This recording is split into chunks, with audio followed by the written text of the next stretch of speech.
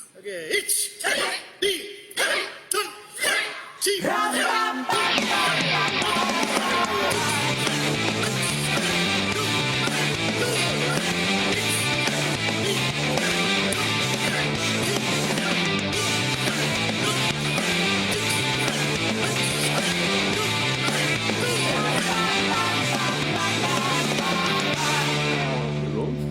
We are, yes. Are we rolling? we roll if you know what I'm saying. Hello everyone, welcome to another episode of Hombu Dojo podcast. It's me, Ross, with my mate Roo! and two more mates. We have the Honourable Shihan, AJ Sensei. Oh, it's everyone. and everyone's boss, especially ours, Scott Sensei. Hello. So yeah, we've never had four Hang on. people on the podcast before. I need to let me get through this. Okay, I'm ready now, Jesus.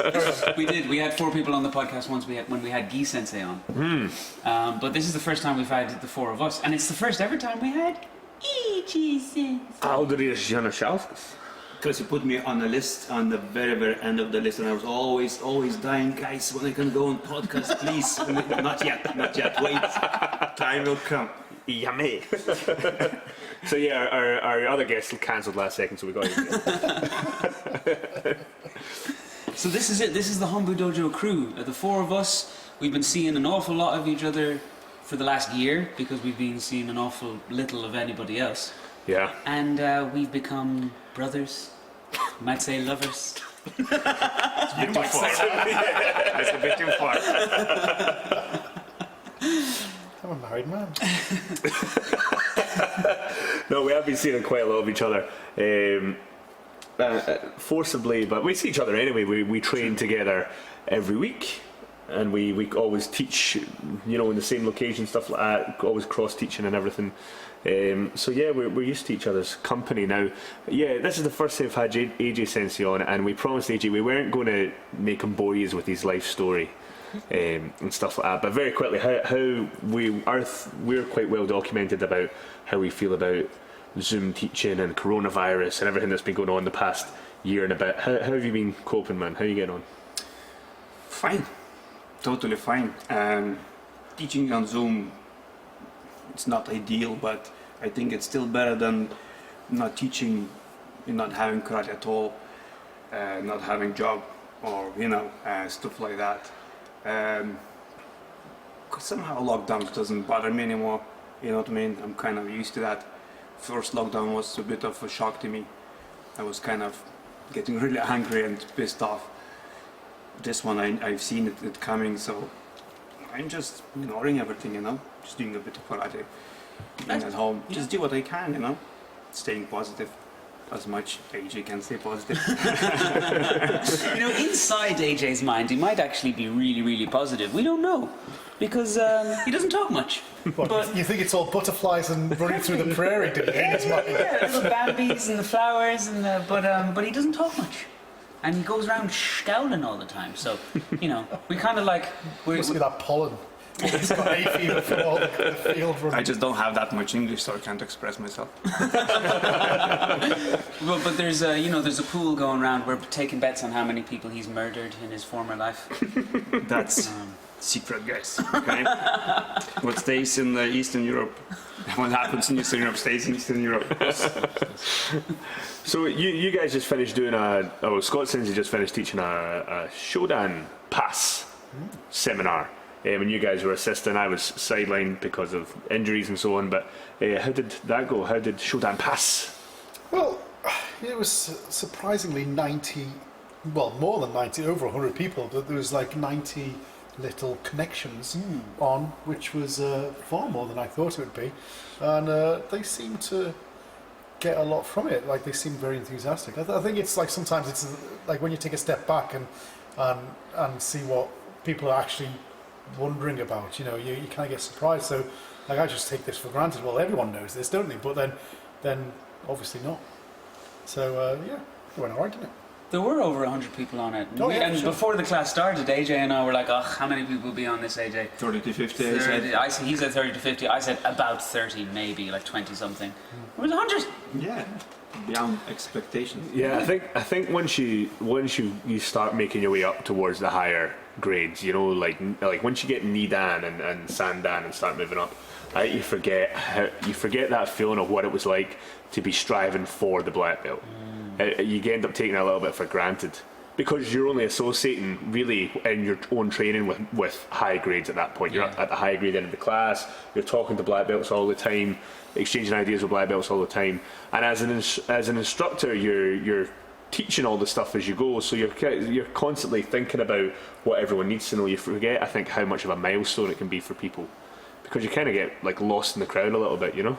I remember my grading, and I remember how I felt building up to the grading, my showdown grading, but I don't remember what it's like to be a Q grade. Do you remember what it's like to be a Q grade? I haven't been a Q grade since I was 11, so don't know. Yeah, it'll be 30 years in March. I only got my black belt Wow. 5 or 6 years ago. Yeah. I got my black belt as well in Ireland, so... Come closer, AJ, it we was- can't hear you. It was not Shotokan Karate Club because I just couldn't find what I wanted. So we started kind of Wateryu and Shituru.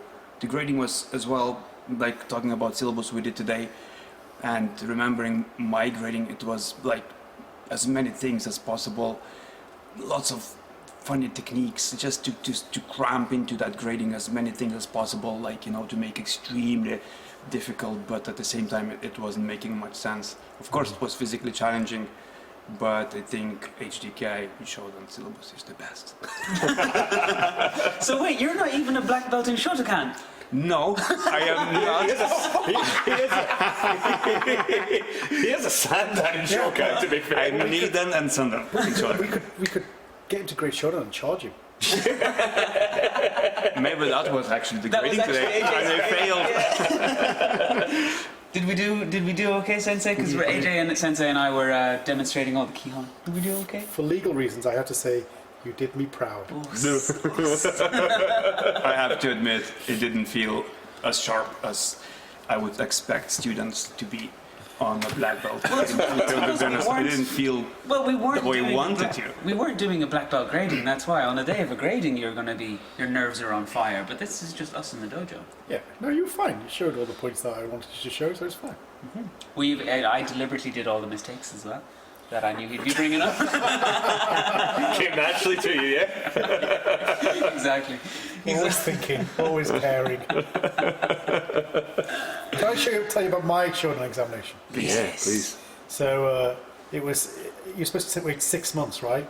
I only waited 3 months, and I did my first Q in December, and afterwards it was in York, and afterwards Kato Sensei came past the change room and he put his head in and he goes, "Oi, oh Sensei," he goes, "Come March to Black and Brown Belt course, do your grading." "Oh Sensei," I was like, "What grading? I've just graded." And then afterwards, my instructor says, "Oh, guess we're going to do your black belt in March now, are we? In Whitchurch?" I was like, "Are we?"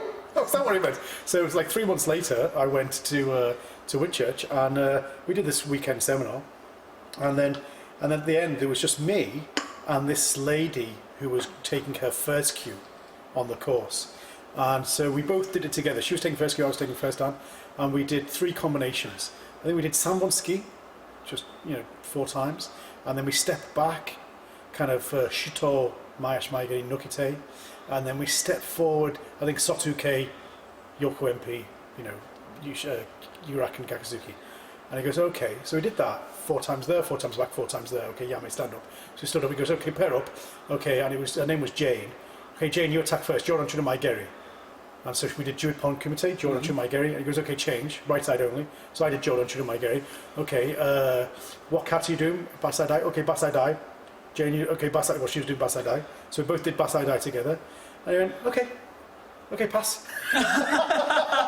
It's really short grading. That was it. It was easier than mine. We'll have to regrade you now. mine was from a Japanese instructor, so it means everything. Oh, You didn't get one from a foreigner, did you? Did you get a shodan from my shodan was I was graded by the venerable Richard Amos Sensei. Who else was on the panel? Scott Sensei. And I can't remember who. So you don't have a HDKI shodan? No. Well, I think we're going to have a mass grading. AJ doesn't even have a Shotokan shodan. I'm going to make up all the money that I've lost in this year. Oh, Russ, you need to grade as well. What organization do you grade? Nah, man, fourth time, not today. No, but you do hear about those mad grades where like you have to do 100 push-ups and 100 sit-ups and That's kind of squats cool. and Like in Kyokushin years and years ago, you used to have to be able to walk around the dojo on your hands. That was that in Masoyama's dojo. That was one of the things you had to do. In my dojo, when I started, if we missed grading, we were sitting in Seiza and Sensei in front as usual and asking who missed the training. And if you missed the training, you voluntarily admit that and go to the end of the dojo. We called it crocodile, like a little bit like cricket, but on the knuckles, and you walk like one forward, another forward, and walking to the very end, and it's about that length, and then doing push-ups. It was extremely hard. look at the big smile in his face. I was able to do that, that's why I'm smiling. But yeah, you see these McDojos doing like a 24-hour black belt exam. Yeah, I mean it's wild. Like I like the way I think the people who have it the best at the moment or the most that is very difficult to water it down just now is when you look at jiu-jitsu, Brazilian jiu-jitsu in particular. Right now it seems extremely difficult to get a black belt in Brazilian jiu-jitsu. They seem to still have that very much.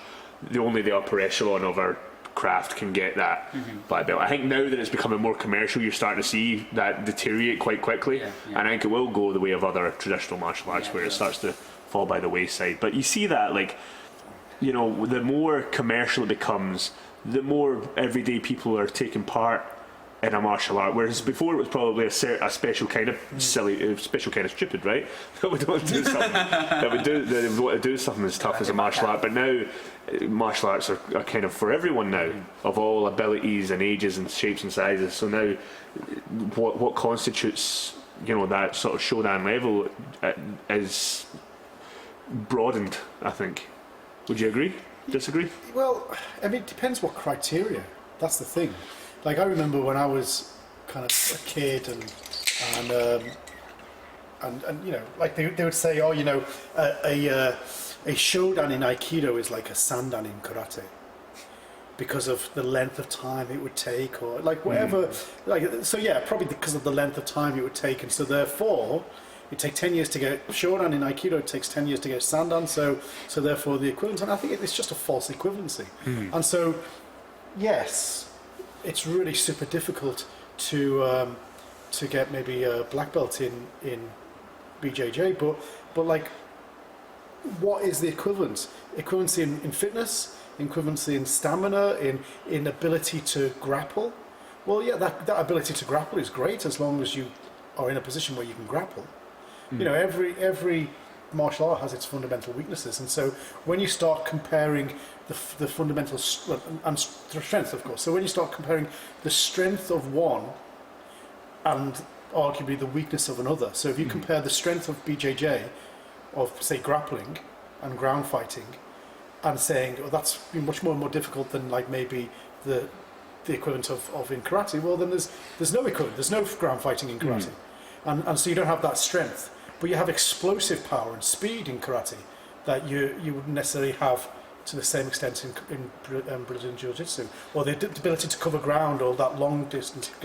Yeah, I agree with you there, and I wasn't trying to say that comparing them in terms of their criteria, so to speak, but because the criteria obviously is that it can't be compared, right? Because if you were to restrict each other's, like, because there is restrictions on both, right? So if you were to restrict a Brazilian Jiu-Jitsu practitioner to only being able to stand up, they're going to have a very tough time against the karateka, and vice versa, if the roles are reversed. But it's more to what their criteria is. They are still very strict with who is able to reach that sort of black belt level. Like their criteria is you have to be able to submit everyone in the class with relative ease before you get black belt level. You have to be doing it competitively. You have to be going out and pressure testing your art, which isn't necessarily a requirement these days for karate, because I think karate is done by a much broader spectrum of person.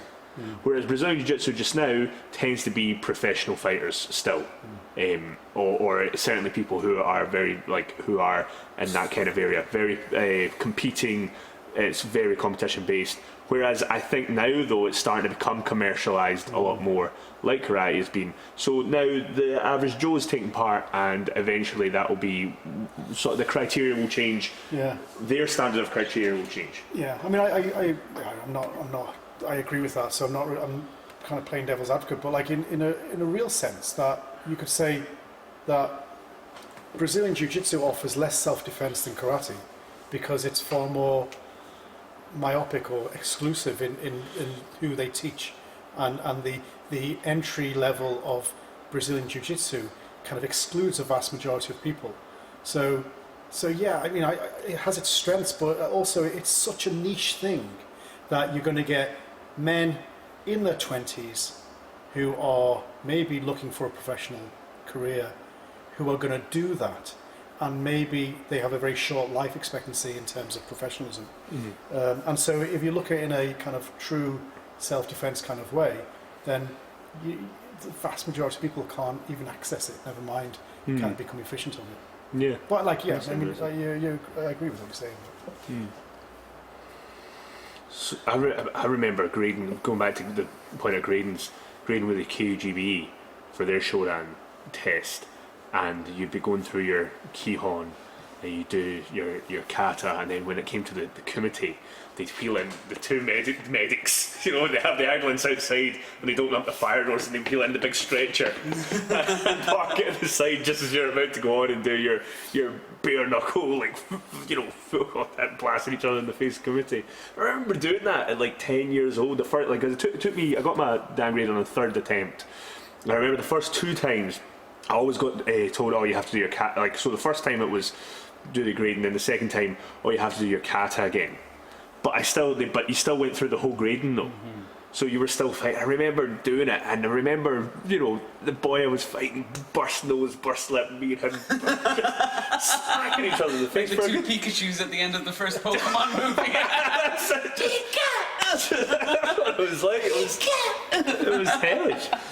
I remember that was rough, and that's burned into me at 10 years old how tough that was. So, do you think gradings? Do you think that would you prefer gradings to be a bit more bloodthirsty, a bit more special, or do you like the fact that we incorporate gradings to not just the super skilled and the sort of superhuman of us, but also the everyday sort of person?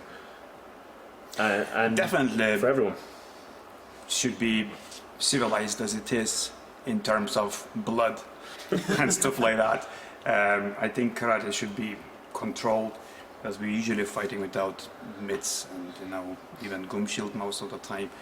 I think at the other hand, I would like to see maybe sometimes more people failing secretly. Well, I'm never on the panel for black belts, so no matter how bad it sounds, sometimes I think maybe it used to be kind of something like black belt for me. It was like some sort of superhuman, superhero. Before. Everybody says that until they get on the panel. True. I would probably struggle sitting there myself and failing someone, especially knowing students, that you teach or you teach occasionally, how hard they work, what I mean, and how heartbreaking it is for them. So I don't know. I wouldn't be probably good person sitting there and judging. Do you think that there's a problem then with our style of how we all teach and the relationships we have with students and parents and stuff? Do you think that's one of the sort of, as great as it is that we do get on with our students and the parents and everything like that, and we are very easygoing and easy to talk to instructors, but do you think that then becomes a problem when it becomes time to try and make that hard decision, like you're a bit too lenient, do you find? Because you grade Q grades up to first Q. Do you find yourself sometimes thinking, oh, I know the kid, I know the story, I know the what they're going through day to day in classes and stuff like that? Does that affect your decisions? It definitely happens because you know some students and you know they can do much better because you teach them, they know how they can perform. Sometimes most of the students perform, including us, when someone is judging you, you perform a little bit worse than on your best day. Mm-hmm. So yeah, of course, maybe sometimes you little bit maybe making decisions on knowing the student, and it's not a good thing. That probably wouldn't work for black belts. We'll never grade black belts, you know what I mean? That's why we have guest instructors always, and they making decision as well. Yeah, of course it does. Everyone is biased, you know what I mean? But I would never, fail someone just because maybe he's not my favorite student, or maybe he's the biggest messer or something like that, you know what I mean? I would try to be as true to myself and honest as much as I can, because I'm AJ. Never lie. Well, I'm usually rooting for the messers on the day of a grading. I'm like, I don't particularly like this kid. They make my job kind of hard. They don't focus as much as they should. They don't try as hard as they should. But on the day, I'm just hoping they'll pull something out of the bag and they'll show that they're worth the grade they're going for. And that the headache's worth the while, right? You're hoping that it's like that it's been worthwhile. Like, even though you are a head wrecker, you're still learning. Like the message is still getting through, and you can still do it. Like it's not a waste of my time trying to teach you. Yeah, and then what also happens is kids I'm really proud of, kids who try really hard and who are better in class, I see them then on the day of the grading and they fluff up everything. And I just think, well, you're a great kid, but that wasn't good enough. You're going to have to try again someday. Or get the half grade or something. Well, have you had much experience? Do you go through this with people? Not so much now, because I guess you're seventh after. But when you first started your own dojo and your guys were going on and taking part in gradings, did you go through that instructor anxiety? Yeah, absolutely. I mean, I remember Marianne was the first person who ever took black belt with me, or like first ever student go from white belt to black belt, and she took it on the summer camp in Germany, in Edinburgh, wherever it was, Edinburgh maybe, and I was on the panel, but it was with Alan Campbell and whoever else was there, and yeah, I mean, I was like completely and utterly emotionally invested, and I remember trying to give her a pep talk before, but I think she possibly ended up giving me a pep talk instead. Like, you're all right, I'll try my best, don't worry about it. Don't worry about me, I won't let you down, you'll be fine. And I was like, just go sit over there and grade me, you'll be fine. So, yeah, completely and utterly invested. So, I mean, like anybody who teaches with any level of authenticity would have to be completely invested. Yeah. Yeah. You have to care. Yeah. Zen in the art of motorcycle maintenance. Well, since we're on the topic of black belt, Scott Sensei has a classic answer for this question. Like, what is the real meaning of a black belt? And I think we should tell me what I said. You said it's been helping ugly guys get laid since 1960 something. So I thought we should go around.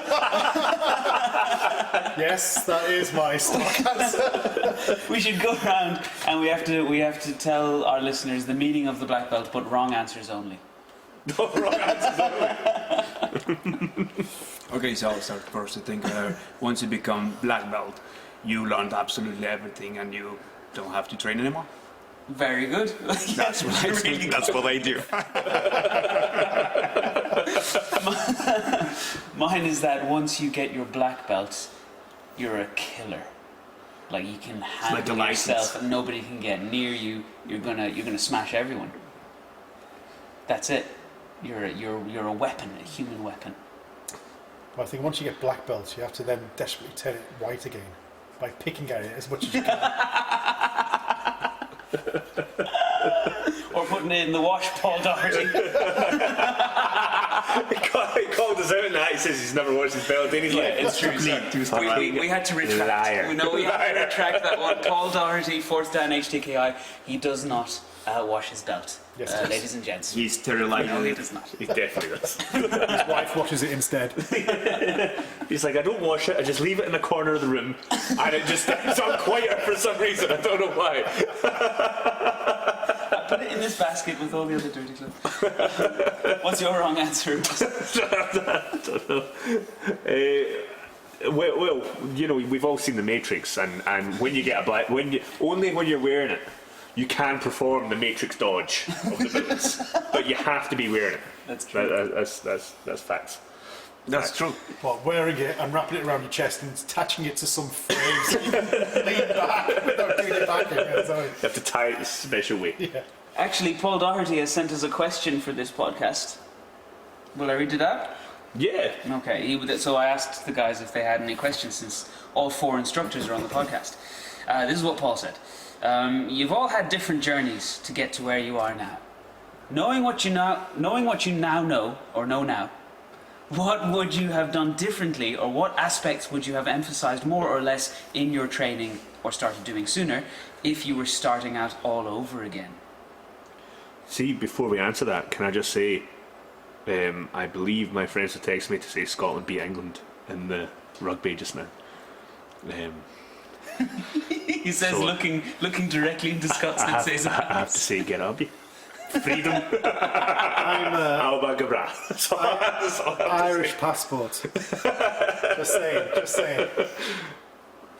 Anyway, sorry. Continue. will I read that question? I already finished the question. Well, that cements my answer to that question. Avoid Ross at all costs. That's why. Met me sooner. No, it's about your training. Oh, What would training. What would you do differently in your training? What would you do less of, or what would you emphasize more, or start doing sooner, if you were starting out all over again? Well, I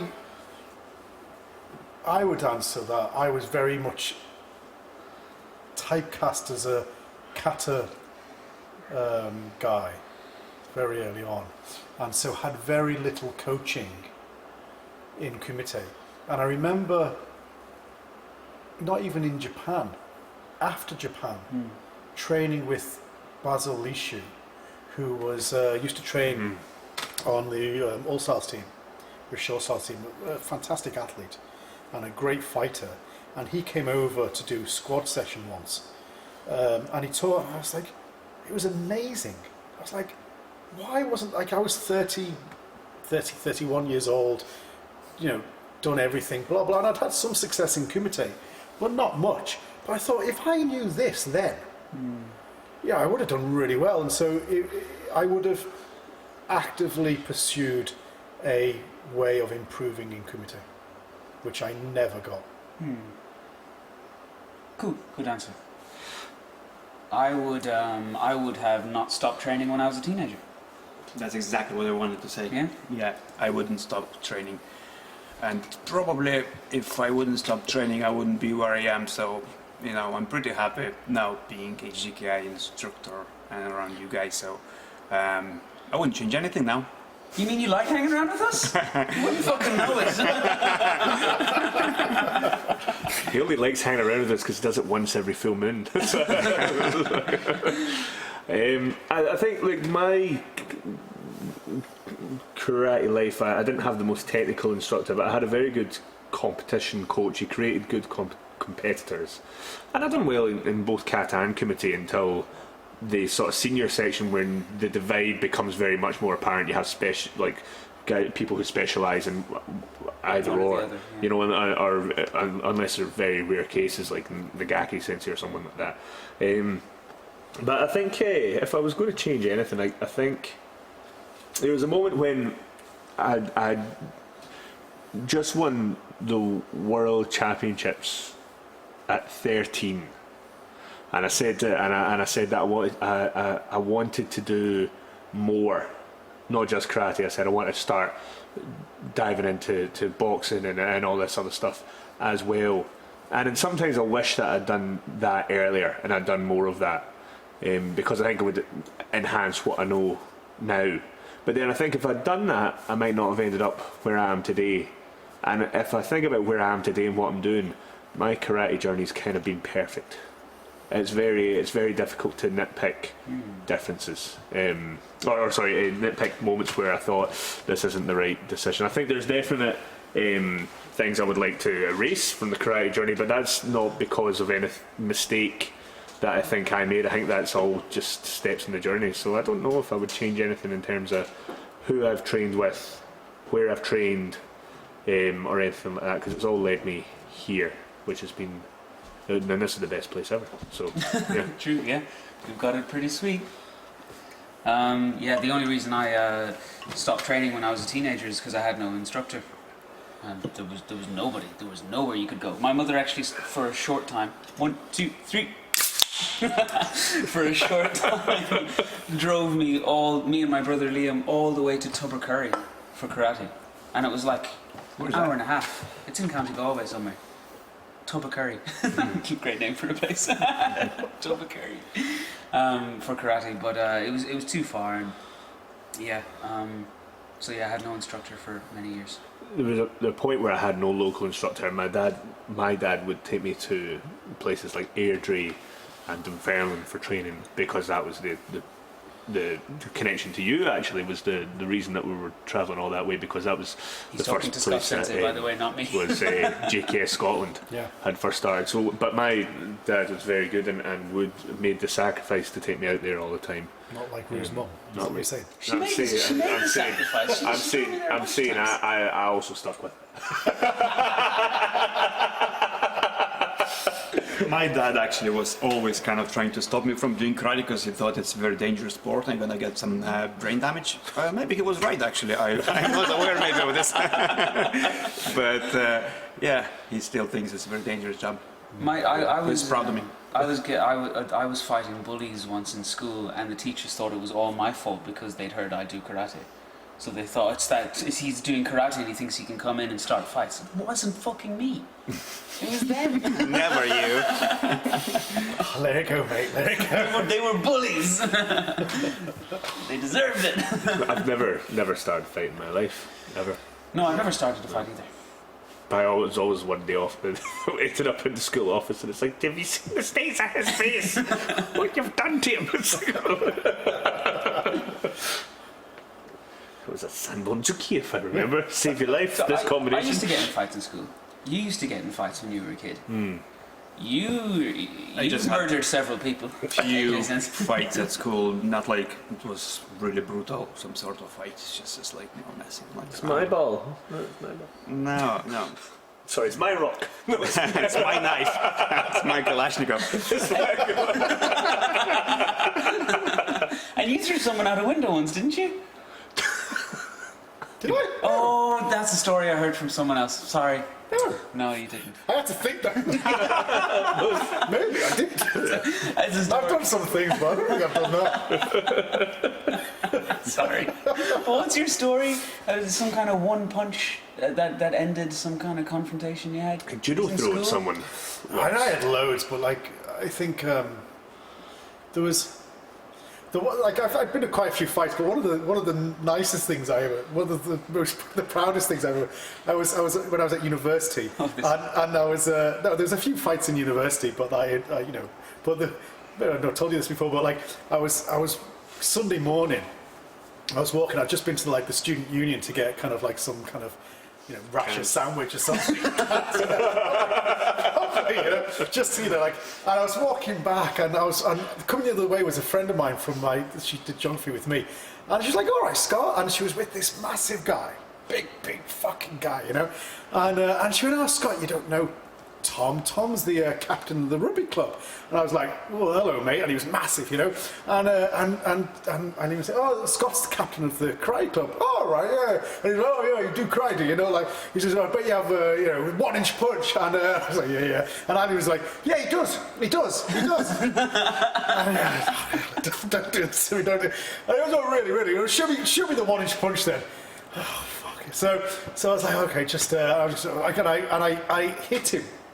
Well, I kind of give him a dig, you know. But like, it was a one-inch punch, and he kind of, you know, because he was stood upright, not expecting anything, and so he kind of stumbled back a little bit, and he went, and he kind of put his hand up to say anything. He went, and then he kind of, and he put his hand up, and he was like. And then he turned around and spewed his guts out. I was the same story. I was at a rugby club. It was one of my mates. I was at a house party, and one of my mates was asking for a fake ID. He was like the last one of us who wasn't old enough to go out clubbing, and we were all about to go out clubbing afterwards. And he was asking one of the other guys, "Can I borrow your fake ID?" And he was like, "No, I'm not going to let you." And he's like, "Tell you what, if you can take a punch from Ross, I'll give you the fake ID." I'm not going to punch him. I'm not going to like. It's like, no, go on, punch him. So I done the 1-inch punch. I was like, all right, okay, I'll do it from here. Bang! And sure enough, he turned straight away into the sink.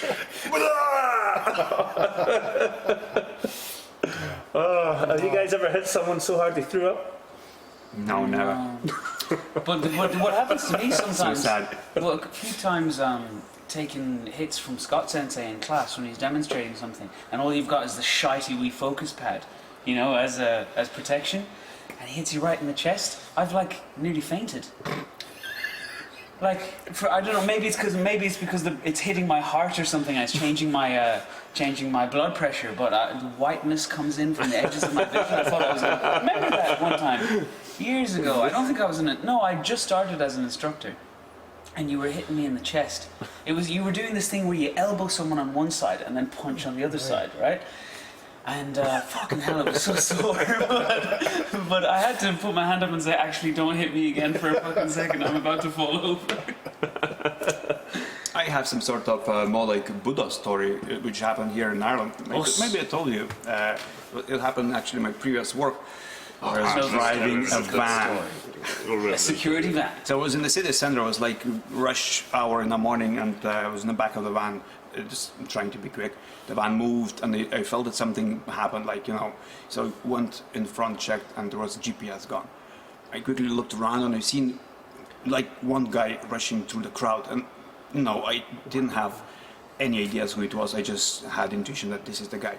So I was running behind him, and as fast as I can, I ran around him and stopped. It was kind of random person, you know. Maybe I don't want to sound judgmental, but looks like some sort of problem, having drug problems or something like that.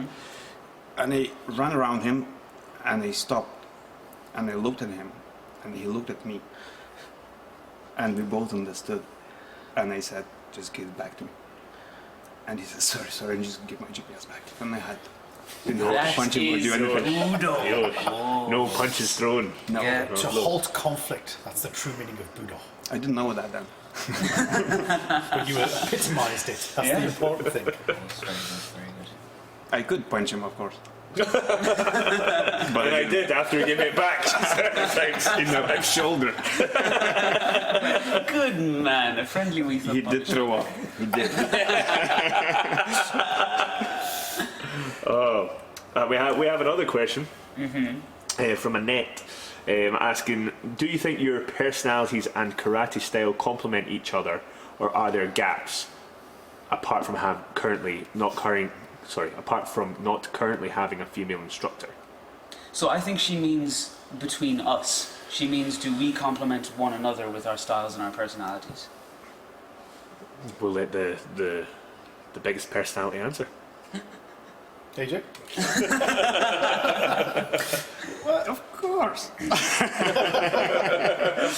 Well, all I know is that for the podcast, Ross Sensei and I work pretty well together because he is so extroverted and is always thinking about people and is always gets his motivation and his kind of stimulation from other people and things around him, whereas I'm very internal and very introverted, and it shows sometimes the way we talk about things, the way we understand things, and I think it shows when we hang out too. We complement each other that way.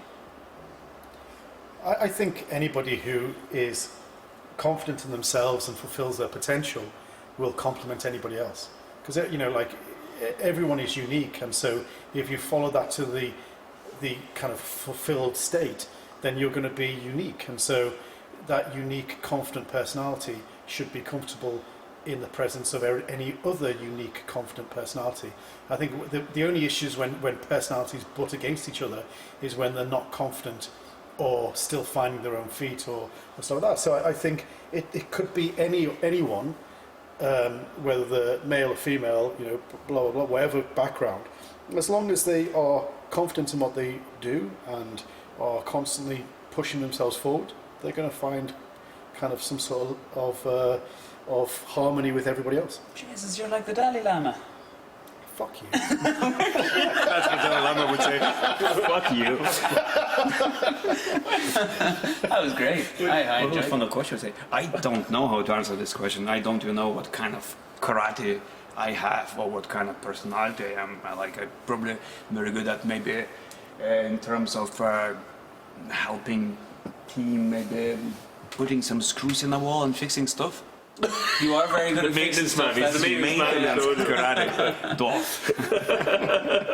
AJ Sensei is very good at getting the job done. It's very handy. Sometimes. I When think- I'm not lazy. I think you can tell we complement each other personality-wise because we get on really well. We all get on really well. We never, like, we are together all the time. It's very rarely that we'll be pissed off at one another. So I think this, I mean, being pissed off for our personalities, not for stupid shit that we do. Okay, glad to clarify that.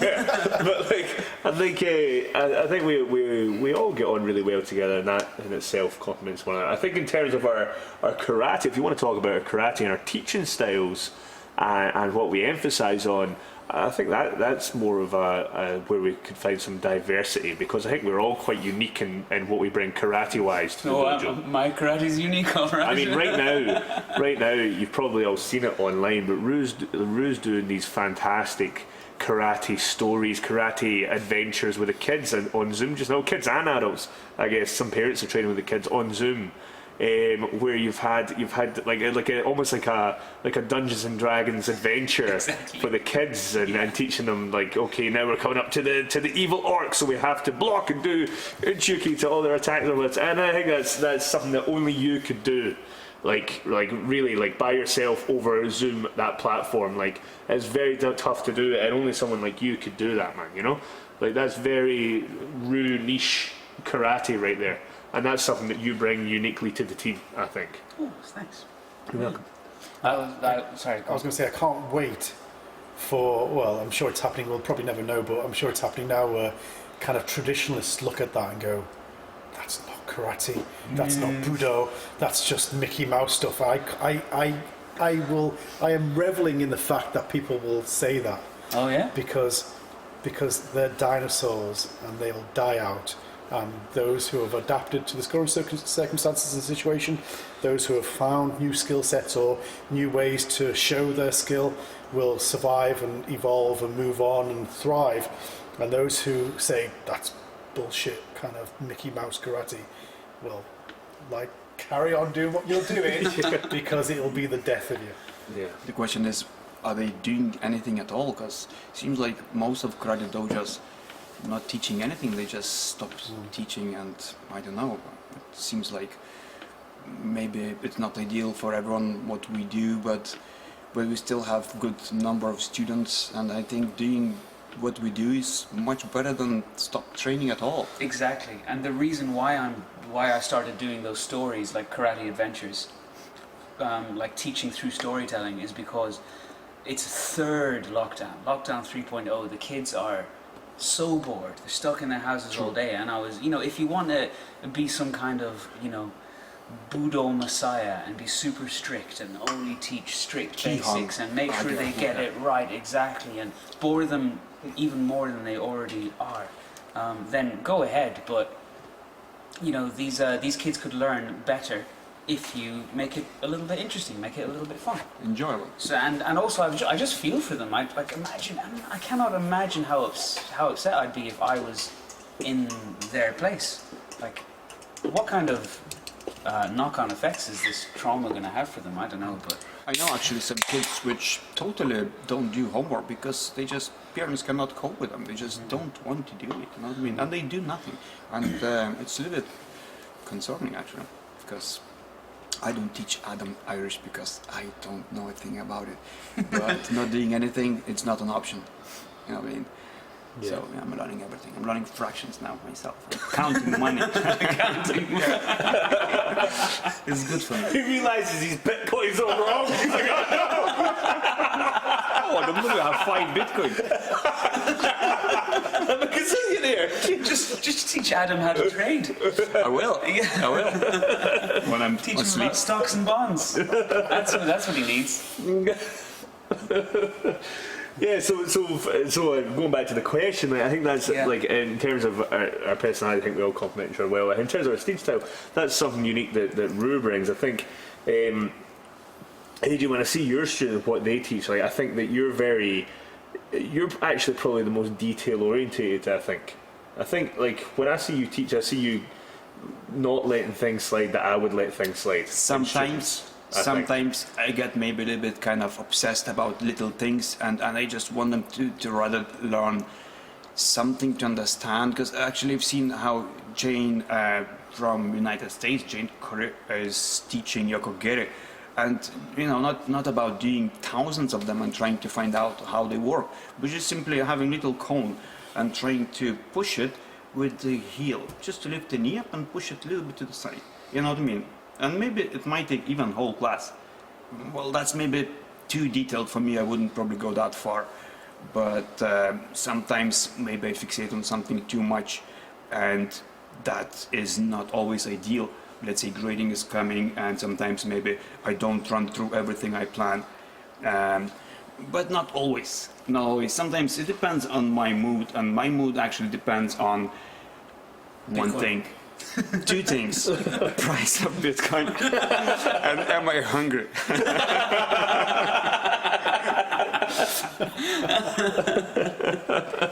It affects me a lot actually, so I'm always making sure that I'm full, my tummy is full, and I'm not hungry, so I won't have any issues, you know what I mean, with myself. That's great. So teaching styles, Ross Sensei is the fun sensei. All the kids love Ross Sensei the best. The favorite. Let them away with murder, so do. The favorite sensei? Yeah. I think you're the one who is most natural with kids. I'm a big kid myself, that's why. Yeah. I feel the same way, but you're just. It's just like AJ Sensei and I are obviously good with kids. We do it for a living, but you have a je ne sais quoi. I don't know that. I wouldn't underestimate like the loyalty that your students have. I know for a fact that there are students that will not train with Ross, but will not also. There's students that won't train with AJ and they won't train with Rue. There's students that won't train with me, and like there's. Susanna, not that we have a list, but we certainly know because people have been very vocal and we've never passed on that information because it's pointless.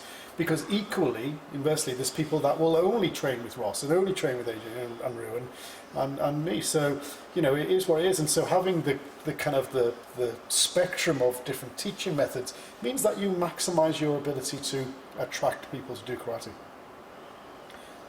Maximize the dojo's ability to. Yeah, I mean, not just this dojo, and not just in the terms of a business sense, but there's so many dojos out there that are kind of so heavily dominated by one instructor that even though there's junior instructors coming through, they never kind of give them a chance to, to flourish. Like thinking, oh, what can you teach? You're a Nidan and I'm a Godan, so therefore I should teach the class. When actually a Nidan is lower grade but has a unique perspective and a unique teaching method that actually might attract students that the Godan wouldn't. I'm actually very surprised how much freedom we get in this dojo to teach and improvise. Do you remember Scott telling us what to teach? Never Never. once told me what to teach. I think and I've trained at dojos where the instructors have to teach a kata of the month, or they have to, I mean, I think, don't mind us saying it, but I think Jason Hitchens' dojo have very set structure of teaching. I think so, yeah. And like again, it obviously works for them because they're a very successful dojo with great students and stuff. But that's something that we've never ever even thought about. I don't think of having a structured. Yeah. Although there routine. is the formula. But the formula in its own right allows nothing but freedom, right? There's a formula of how to structure a class, but that's structuring a class as opposed to this is what we are teaching every day, week, month, sort of thing. Although I got close a few times when you were doing those stupid morshigeris. Just saying. I think you'll find that my students can kick shite out of everyone.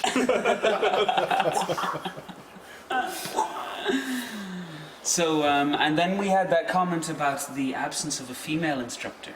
Could you imagine, because I can't, what it would be like if there was a female instructor sitting with us right now? It'd be like if Pamela was here. I didn't know Pam very well, so I suppose that's... Yeah, it'd be fine. It wouldn't be any different. Yeah.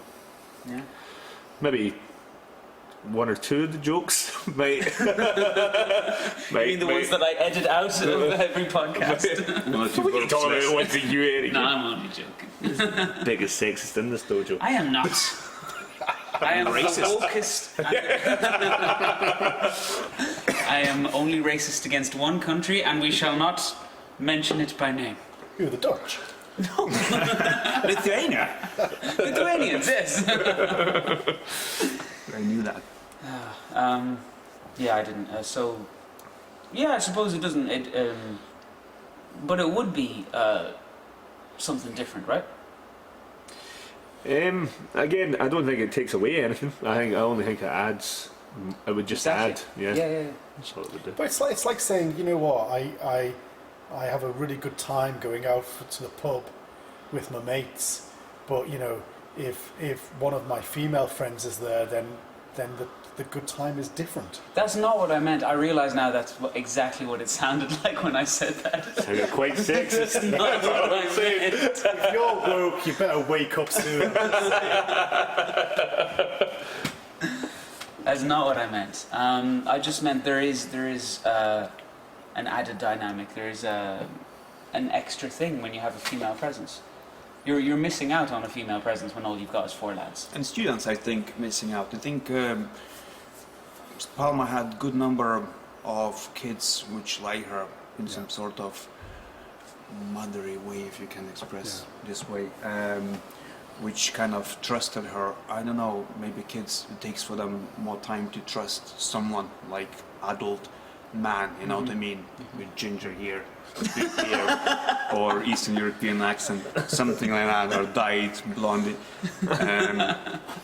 So I think that would be definitely as a benefit for whole club and students, you know what I mean, for team.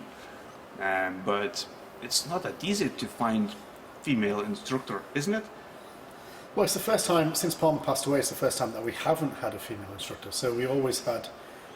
Initially, Gail was assisting, and then Gail moved to Australia, and then Bo took over, and then I think there was a period when Bo and Palmer were teaching together, and then Bo moved away, and Palmer was here, and so you know when Palmer passed away just over 3 years ago, like that was the first time on the history of the dojo that we haven't had a female instructor. So no, it's not difficult. It's just happenstance. It's just the way that it's happened, and for sure we want to kind of change that and kind of change that situation as soon as possible. So Ross is going to transition, or is it Rue? I can't remember. Who did you decide? I'm married, I can't. You do the Ross. I have And you can I'm get currently married. in a relationship. Oh, I'm single. Okay, I'll transition. Yeah. Fine. Doesn't mean you have to change teams. What? You can transition and still like the girls, man. Doesn't mean you have to change teams. Oh, right, I see what you mean. You might get better odds. I might. We're stepping gingerly now around this subject. As long as we make sure we're insulting Rue. I think we're going to declare. Lawyers say we're safe. Okay. He's the last minority that you can insult, is he? Exactly. Oh. So I think having the boss man on, it's only right that we grill him for evaluation and advice And affirmation? yes, and affirmation. Love me. Say something nice about each of us. No. No, yes, say something nice about each of us. Don't press him too much. It's really hard for him.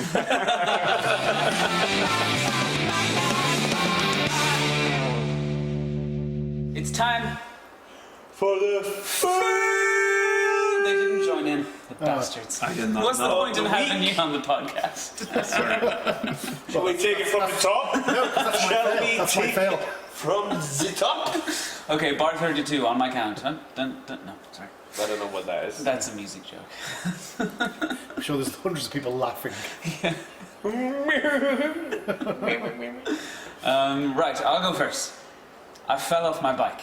Now, it wasn't just like normally falling off the bike. It wasn't just like, oh, I'm cycling along and then I fell off. I was cycling along, and there was a man on the footpath.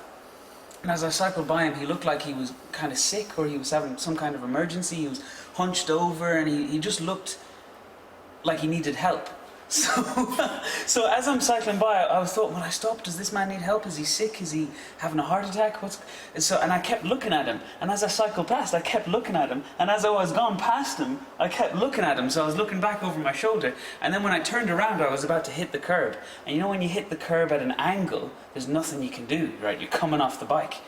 It's not that I could lift up the front wheel and hop up onto the curb. It was too late for that. So I hit the curb at this really kind of acute angle. And the bike was going out from under me, so I leapt into the air, shuto preparation, feet tucked up underneath me. Core engaged. Core engaged, tailbone tucked, and I landed like the jump in NP. I did a big ki too. It was perfect. That's a bit like, That sounds like a win, not a fail. like, you know, like when in job interviews and they say, "Oh, can you tell me your biggest weakness?" Oh, my biggest weakness is that I just work too hard. Yeah, I'm a perfectionist. And then the man who I thought was sick ended up, he was fine, and he was giving me a big clap. And that was... Someone from one of the windows in the flats was like 8.4. 8.4. No, but honestly, I do fall off my bike way too often. The statistics are once a year. You're supposed to fall off your bike once a year. If you cycle every day, like to work and That's the stuff. standard in Ireland. Yeah, exactly. Me, it's like 5 times a year. Well, you're taking all my hits then, because I haven't fallen out of my bike once. And Really? Yeah. Wow. Even all the years you used to cycle to all your classes? Actually, tell like when I got that bike I got now, it's got like thinner tyre, and I fell off it going around a corner because I wasn't used to the thinness of the tyre. Okay. So once in 20 years. Yeah, I've taken all yours. Thanks, mate. Yeah, you're welcome. Broke my elbow once. There's still bits moving around in my elbow that aren't supposed to move around. And your sprained ankle's still giving you jip as well, eh? Sitting here in pieces. Alright, someone else go. There's my fail.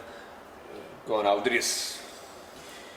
So recently it happened to me a couple of times, and I don't know is it age related or something else is wrong with someone else, but not me, obviously. I started to forget the days, like I don't know sometimes what day it is for a good few seconds, and it's a little bit like nearly panic, you know, attack kicking in. So it happened on Friday that I got text from Susanna that, where are you? Students are waiting. And I was totally sure that it actually was Kangeka week. I was totally sure that it is Thursday and I'm starting at 4, and it was Friday and it was 3:10 when I'm starting at 3. Thankfully I was in the kitchen, and it took me just to go to the room, switch on the Zoom, and I was there.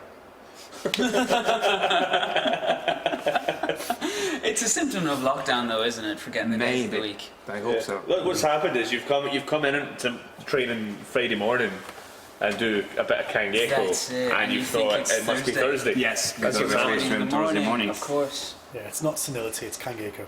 That's Once the Scott side said effect of Kangekas.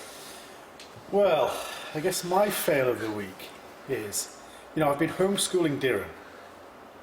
I mean, luckily I haven't really been having to do much, but I've been homeschooling, and after a couple of weeks of homeschooling, I said to her, you know what, you're doing really well, you're super intelligent.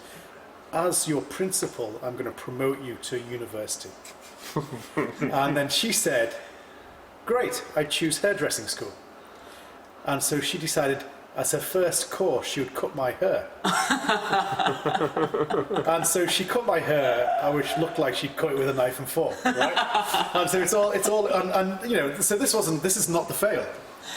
And so this is just the background of the fail. And so, you know, it'd been pointed out by a number of you, mostly Karen, going, there's bits everywhere. That, you know, that is all spouty there, like pulling my hair. And so I decided, well, how hard can it be? So I got my clippers in the week, and there was bits kind of sticking out everywhere, right? I thought, well, I'll just, yeah, it can't be that difficult. So I got the clippers and went, and I had this big hole in my head of hair. That I think, luckily, no one noticed. I never noticed. Yeah, so I think it's either no one noticed because, you know, a bit like your story of, you know, like my fail was a big triumph, really. Or maybe it was just that it's that bad everywhere else. It just faded into the background. Well, that was definitely a fail. Yeah, I wasn't going to bring it up, but when I saw your hair, I was like, Says you fucking Darren, idiot. cut your hair again. I was actually thinking pretty good because it looked like me. Okay. Right, look, I wasn't You insulting. looked like a cauliflower.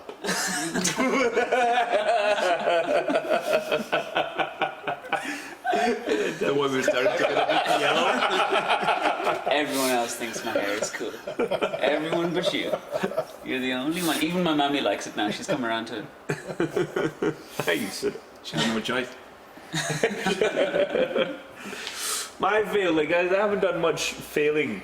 I haven't had the chance to because I've been inactive. So my sad moment, I guess, rather than fail, was sad moment was you guys all had a really nice sparring session the other day, and I was left at the side standing like just watching and not being able to hit anyone. I was very upset. I was watching Stuart and Damien on Zoom doing their spar, and then I watched you guys do your lovely spar. And I was like, oh, I can't do any sparring. So that was my fail, was not being able to take part in any sparring. It was very upsetting. Oh. Yeah, wasn't Not taking happy part at all. of having any violent sessions. No violence. Yeah, I love a bit of violence. Like we discovered All do that. second lockdown, I actually like thrive after a little bit of violence. A bit of pain. A little bit of adversity. You're switched on for the next It couple of improves days. your mood, yeah. Yeah, I definitely get happier. I remember when we were filming in late December for new adverts for the dojo. We were all in the dojo for ages, and we were in front of the camera doing our bits, and it was really, people were finding it really fun, and there was a nice energy in the dojo. And afterwards, I was just looking around, and camera guys were packing up, and I was like, Tyke, come on, let's spar. And he was like, yeah, I really want to spar. And I was like, yeah, me too. Okay, let's go. It was just fun. That's it. Great. I have to say, it's funny being on the outside looking in at sparring. You know, you've got whoever's sparring Karen down the bottom. And Karen's, I don't know how to describe it. Karen's like that guy that used to have it. He used to be a contender back in the day or something, you know? Like he's that old guy who could have made it. Actually, yeah, typical of veterans kumite, isn't it? And he just he could have went the distance. He could have been a contender. and he just he'll be sparring quite nicely, and then he'll do something that's like if it lands, it's a fraction away from like bursting you open or something. Then you like to keep calm sparring Karen is a skill, I think, you know. We had in the beginning something with Karen going on, and he was quite rough. But now we actually, like if you've seen us sparring last time, we were so gentle. He's so nice and gentle. He's like my What best did you friend. do to make him gentle? You have to earn his respect. Okay, so you don't 3 know. years to earn his respect at least. So you were a bit jumping in. There's normally finishing fields, but tell everyone about your Mawashigiri, AJ, because it defies the laws of physics. That Mawashigiri. How do you do it? He has this Mawashigiri that seems to take. It's like a matrix kick. It's like whoa, and it slows down, and then boom, it always gets you. You're just like, what the fuck is That's going on? my secret. That's my secret. It's the timing. It looks like a slow motion, and no one even blocks it. It's like they, and then they kick. It's like Nightcrawler from X-Men. It's like a his foot is snail over motion. there, and then he teleports. You're thinking, oh, his foot's ages away, and it's moving really slowly, and then it's there on your face. The amount of times I put my hand up to block and then went to do something else, and I'm like, wait. Nothing happened. Your hand gets tired, and you just drop it. I was like, something should have hit my arm by now. I'm sure. 5 weeks later. The trickiest magic area in the dojo for sure. But and then you know, so you watch it, and then then you watch Scott Sensei's sparring everyone, and it's disrespectful. Like the blatant disregard you have for the people in front of you. People could have to do a study on your psychology on that. It's very much the case of like somebody touches you, you're like meh.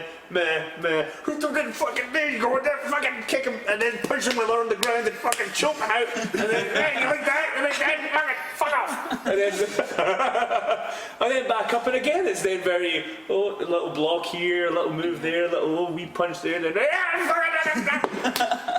That's what happens when you're gonna. That's what's gonna happen when you're gonna have your own dojo. When you have your own setup plan. to keep everyone down. Show them their place. So do you hate them, or what's Hang the on, it story? seems like he doesn't agree with your perspective on his sparring. Let's see what he has to say. Well, first of all, let's talk about the sparring session. What happened? The other day when I was watching, you had a wee moment there where Rue got a wee tough time of it. Oh, this. I have to say that when in those kind of moments, I'm not thinking about anything. I'm just Definitely not thinking about the safety of your instructors for sure. They're professionals. They should deal with that. what comes out, you know, and it is entirely up to them. And to be fair, that's why I don't spar Karen. Because I don't think I could control myself. Because there's been a few I times. think there's one time where I came sparring and I'm like, oh, you could hear from the top of the dojo when the one time you were sparring Karen was, Karen, you fucking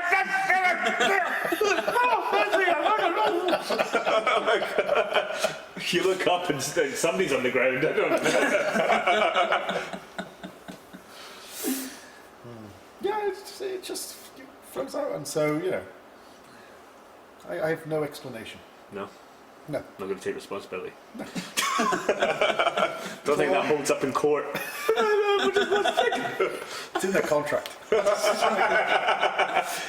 There is a clause in our contract saying he will not take responsibility for any injuries sustained in sparring. Very small print at the bottom of it.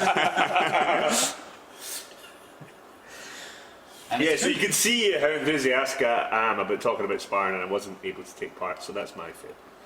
Just not being able to play the game. Those who couldn't see, Rue made hands together like some sort of hippie Buddha going, yes, I respect that. I did a little Bloody namaste. ponce.